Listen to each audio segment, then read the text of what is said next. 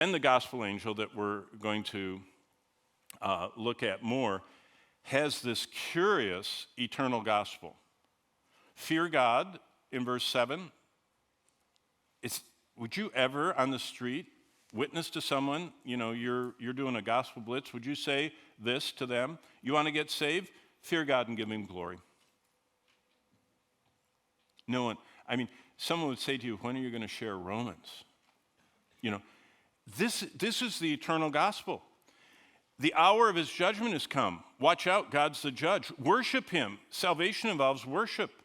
He's the creator. He made heaven and earth, the sea and springs of water. Did you know there are actually Christians alive today on earth that aren't sure God is a creator?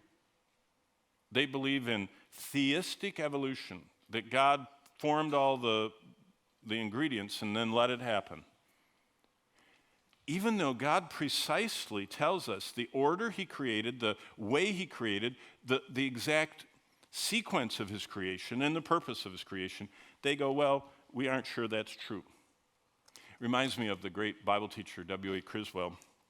He came up to his congregation in the 60s, and he took his Bible and he says, you know what, there are people that don't believe in creation. He opened his Bible and he tore out Genesis, and dramatically he tore the actual pages out of his Bible, and he went, and all those pages went fluttering down. And he said, and there are other people that says God doesn't know what he's talking about with the end of the world. And he tore out Revelation, and he threw them.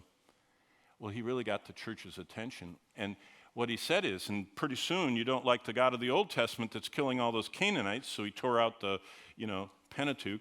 And then he says, and then you wonder about all the prophetic passages in the minor prophets, and he tore them out. He says, then you doubt that Jesus is really God in the Gospels, and he threw that out. And when he got all done, he held up just the leather cover. He said, that's what you have left. I think a better way to do it is to wear a sweater. If I had a nice knitted sweater, and I would tear it, and I would pull one of the little stitches out, and I would go like this, and I'd undo my sweater. And I'd say, if you don't believe in creation, and you start doubting the God that flooded the earth, and I'd just keep pulling that sweater out until finally it would just start going around and around me, unraveling. I said, once you unravel part of it and don't believe it, there's nothing left.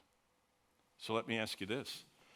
God has said the eternal gospel is involved. When God gets to give the gospel to the whole earth, it's chapter 14, verses 6 and 7.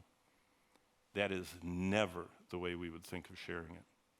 Do you know why? We don't connect at all. God says, to go to heaven, you have to be a worshiper. To go to heaven, you must acknowledge that I am your creator and that you're fallen, you can't sustain yourself, and you are lost. And so that's what the eternal gospel does.